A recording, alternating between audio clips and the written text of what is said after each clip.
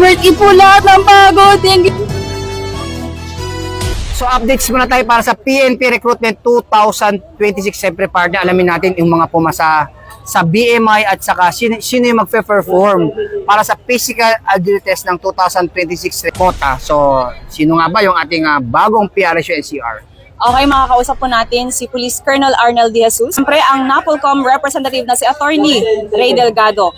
Alamin po natin ang kanyang mensahe para sa ating mga applicant ngayong recruitment 2026. Sa palagay niyo po, nakapaghanda ba yung ating mga police applicants ngayong 2026? So far sa observation ko, mayroon namang hindi talaga nakapaghanda kasi yung may mga nagbabagdown pa rin sa agility natin.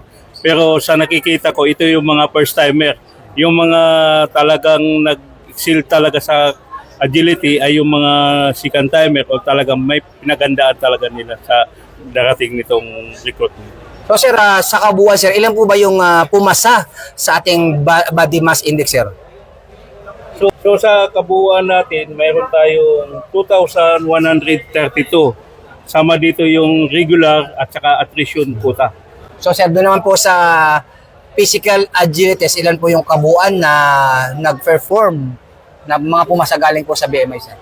So far kasi ang natapos pa lang ngayon ay yung yung regular. So mayroon tayong 416 na pumasa doon sa sa agility nila.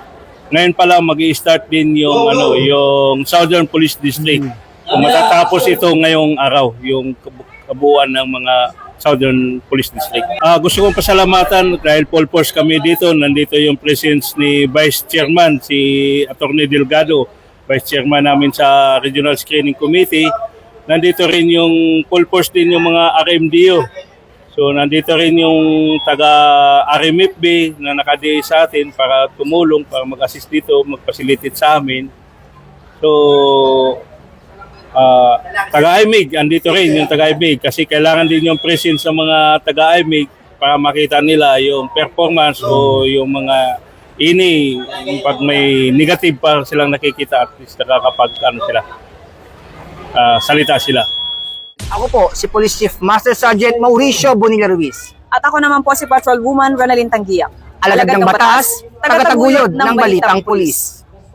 Lilingkod sa bawat Pilipino at magbibigay ng tamang impormasyon para sa tahimik at maayos na Pilipinas. Police News Network, alagad ng batas, tagapagtaguyod ng balitang pulis, sandigan ng mamamayan, patnubay ng katotohanan.